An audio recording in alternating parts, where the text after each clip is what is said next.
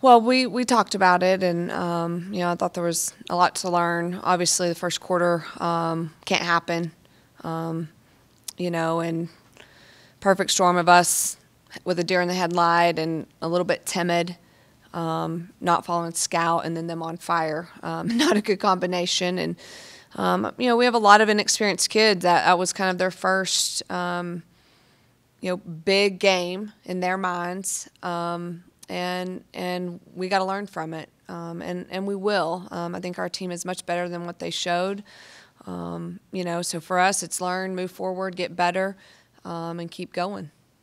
Who will you look to kind of help them kind of moving forward to be able to kind of not have that? Is that something you want Rosé to do, or is that Jada, or is that? Well, I think all of the experienced kids need to have that about them, that they can look to the experienced players and feel a little bit more confident. But we had some seniors that had that look in their eyes. So I think I got to sub quicker. I got to, probably use 4 timeouts if I have to in that situation. But I think there's things that we can all do that can stop that. But this team is typically, once they've done something, they've learned from it and they've moved forward, and that's my expectation.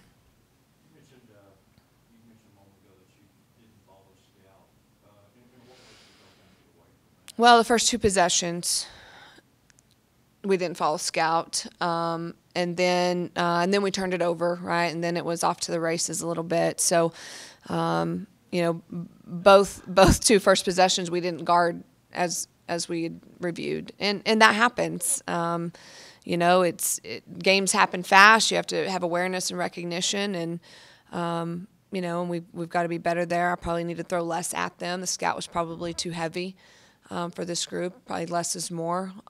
So I think our staff's got to do a better job of probably not throwing so much at them in a scouting report. I think you can get bogged down when you over scout.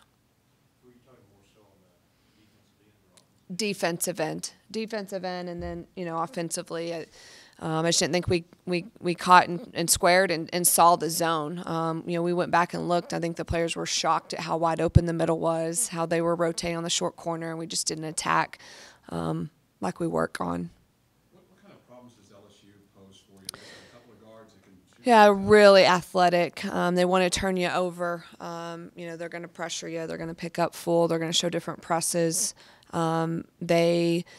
They play a true matchup, so it's really hard to know what they're in. You just got to go play basketball and execute, and not really worry about what they're in as much as seeing the floor.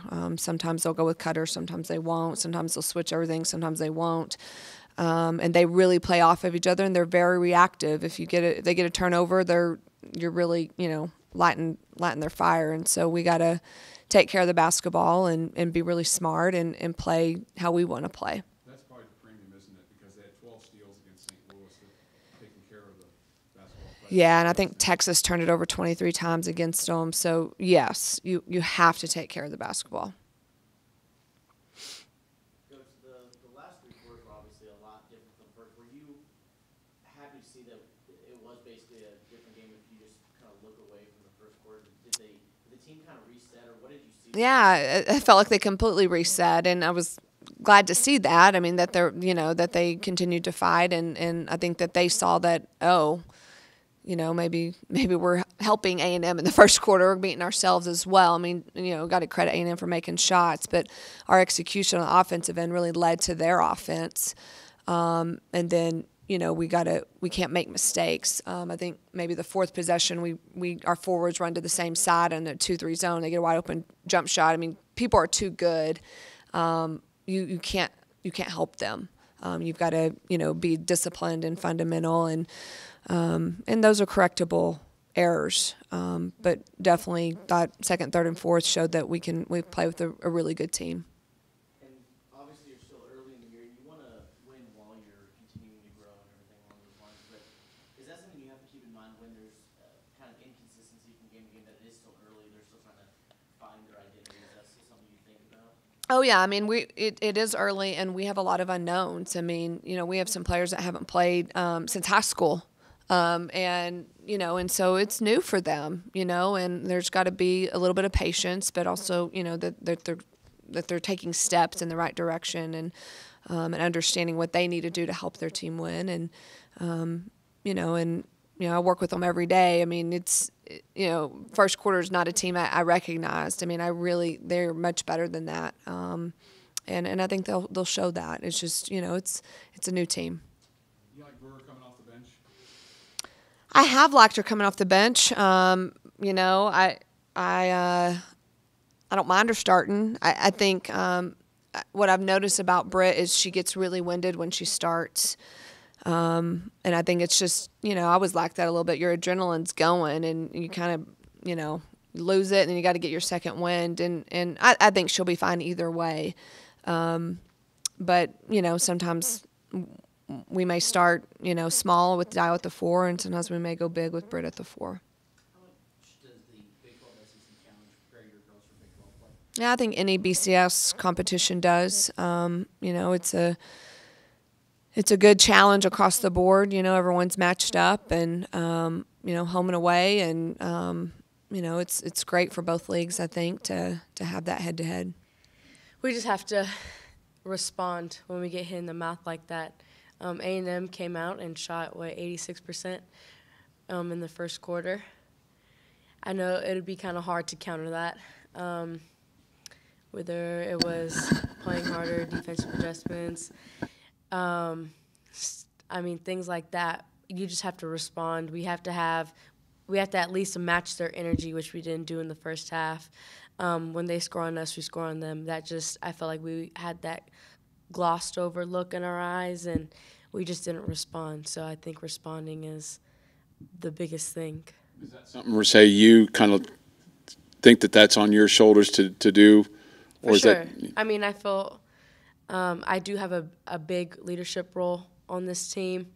And I'm still learning how to do that while we're playing a game and while I'm thinking about 20 other things that I have to do and all the other stuff on my mind. But I think that just comes with growth and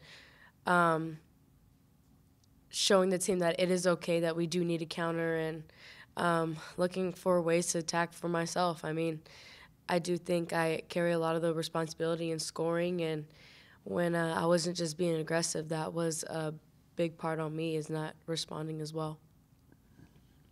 Coach Whitaker said that y'all got away from your scout plan, particularly on the defensive end. In what ways do y'all feel like maybe you didn't fulfill what the scouting report and game plan had told you to do? Our first 2 possessions, that was on us. That was totally scout specific. It was just locking in on different triggers. For example, clear out play. I was supposed to stay on the help side, and I did, but it was it was like a wing ball screen. I was supposed to be in my gap. Same thing with Dio. Scout specific. Put your hands up, bump, show on the closeout and bump.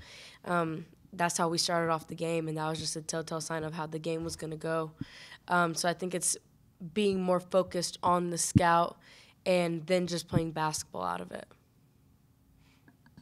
How would y'all say, just in general, you have responded just mentally to having a game like that? How well do you feel like y'all will be able to bounce back?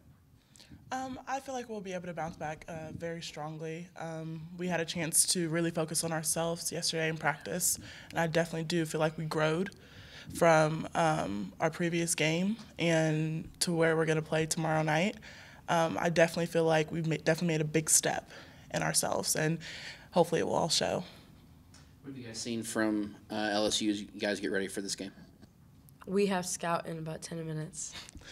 But we do know the reputation of being big, fast, athletic. Mm-hmm. They play hard.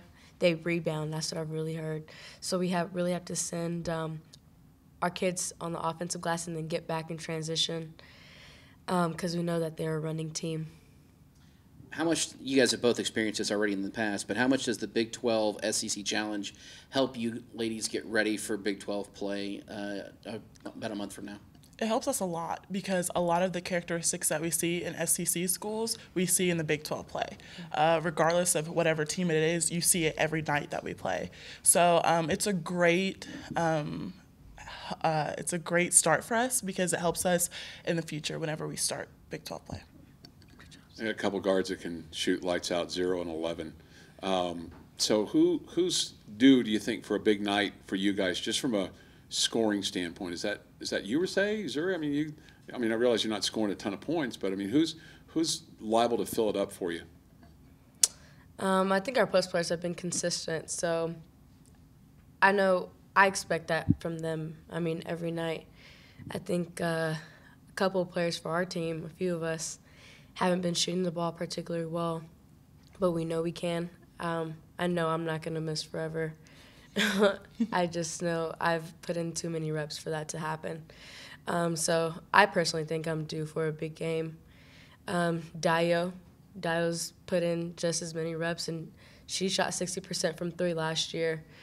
She's just going through something right now that all shooters go through. I mean, you see Stephen Curry goes through it.